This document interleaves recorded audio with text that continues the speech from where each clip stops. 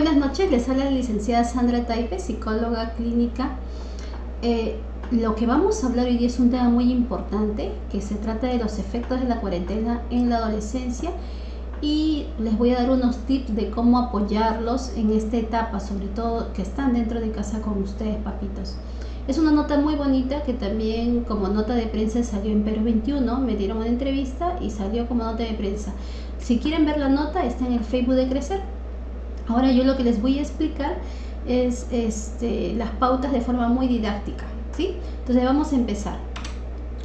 Si bien es cierto, los adolescentes es un grupo de personas muy vulnerables. Ellos están en constante cambio, en constante, cambios en su estilo de vida, en su forma de vida, en su personalidad. Entonces, por lo tanto, ellos son muy vulnerables en este aspecto, sobre todo en este confinamiento, ¿sí? Para ellos este confinamiento es un escenario no previsto, es algo que no me lo esperé, nadie nunca se esperó esta situación. Entonces para ellos es muy desconcertante, ya el hecho de vivir y adolecer su edad, también les tocó vivir esta etapa.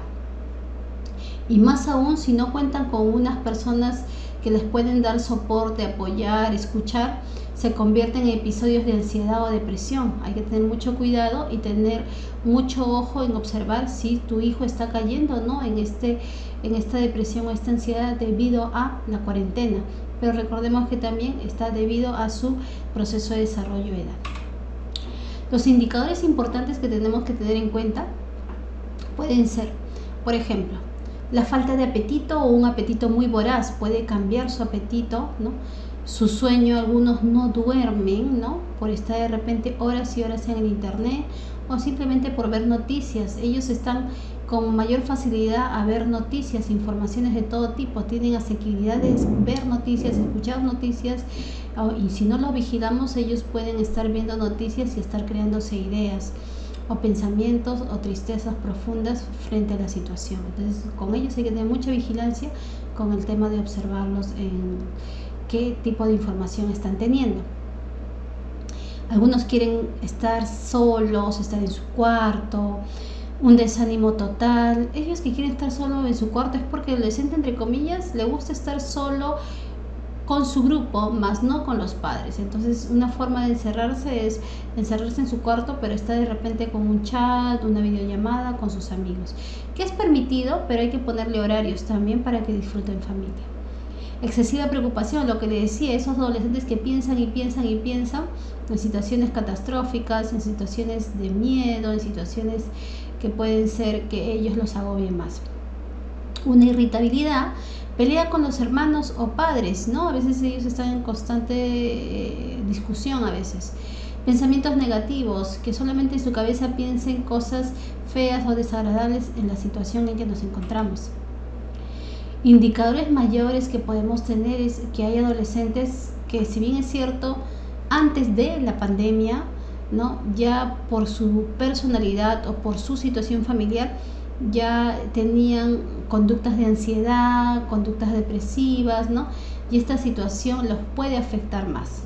Podría afectarlos más porque de una manera ya tenían una carga, llegando a generar en ellos pensamientos que no puedan controlar, lo que les hablaba, esos tipos de pensamiento catastróficos, esos tipos de pensamiento recurrentes, negativos, ¿no? Que constante pienso, pero todo negativo.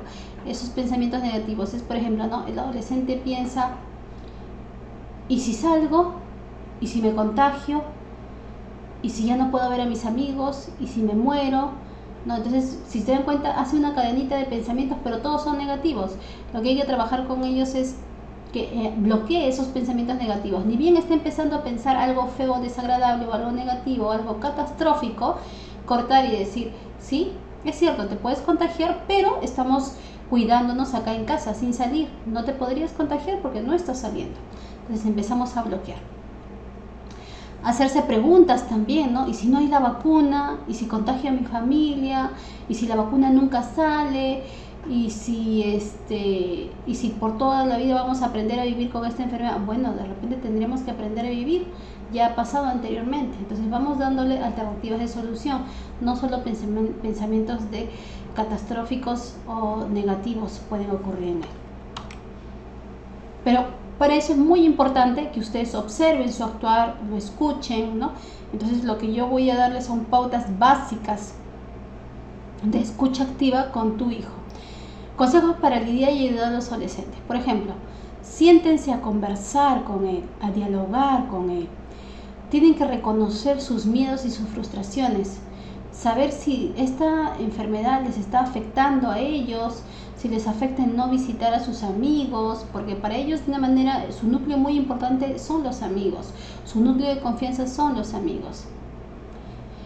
Pregúntale a qué se debe tu actitud, ¿no? ¿Qué pasa? A veces no entiendo por qué estás renegando, a veces no entiendo por qué estás triste, o a veces estás molesto, ¿no? Preguntando, ¿no? ¿Qué pasa? Quiero entenderte, podemos conversar, ¿no? Sin reclamarle, sin llegar a la crítica. Una cosa es decirle, oye, quiero hablar contigo, ¿qué te pasa?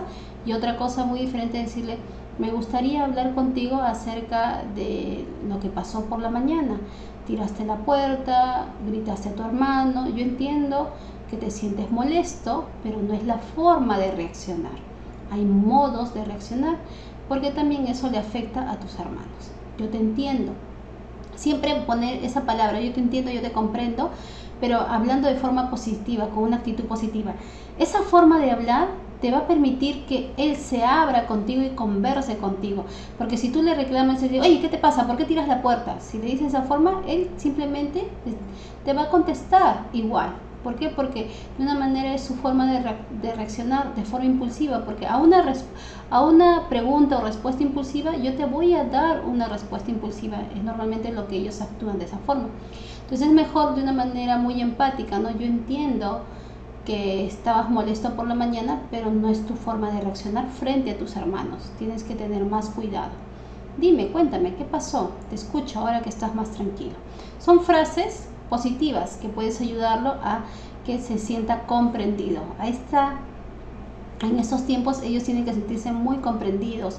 Por eso muy importante es la frase te comprendo, te entiendo, te abrazo, sé cómo te sientes, porque también yo me he sentido así, o ayer me sentí así, o la semana pasada, viste, no me levantaba de la cama porque sí me sentía así, me sentía frustrado, cansado.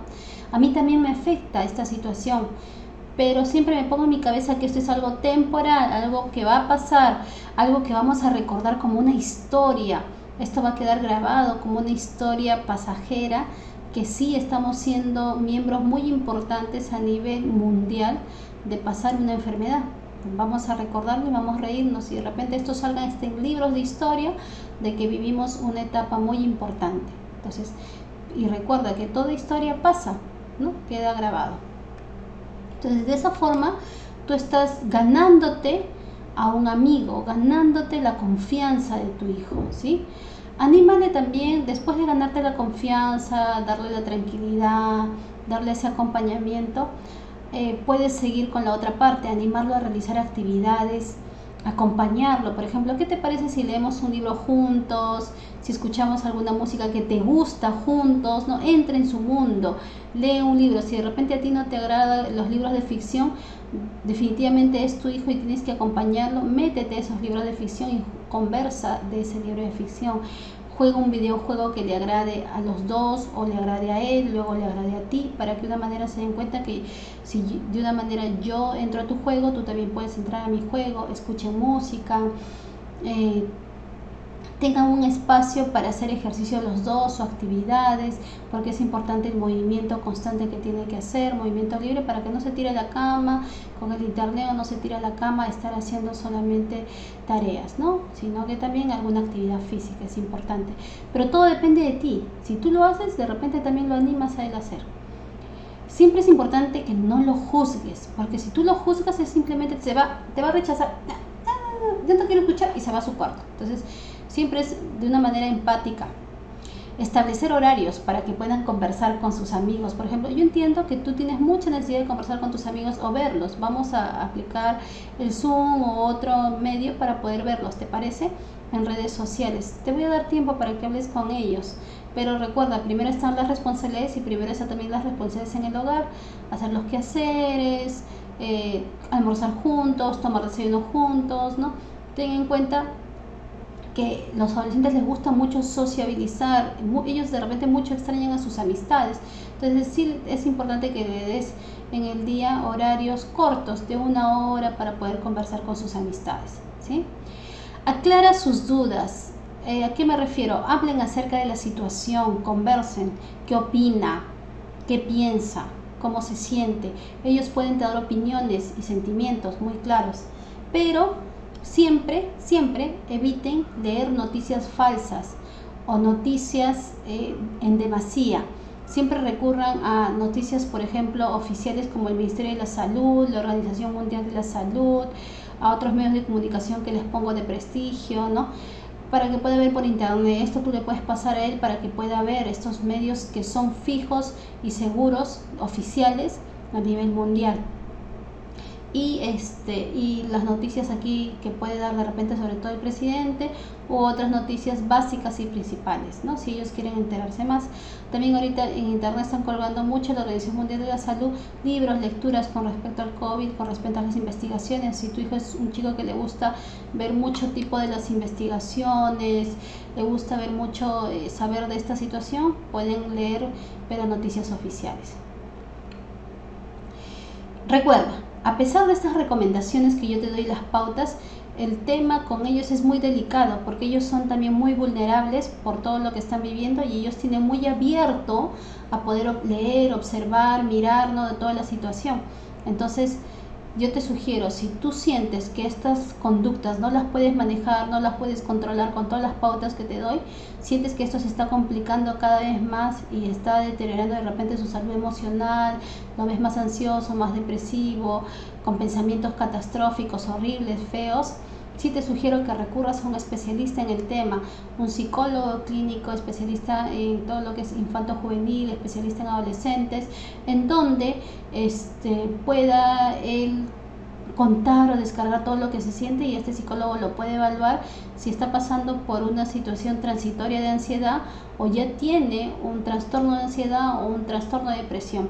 Siempre es bueno recurrir al especialista, pero primero te sugiero que sigas estas pautas, porque tu apoyo y contención emocional va a servir mucho de apoyo a él y mucho soporte, porque tú ahorita eres su coterapeuta, su comaestro, su coguía, su coamigo, o sea, estás tú ahí con él. Entonces es la vivencia que tienes que observarlo y trabajar con él.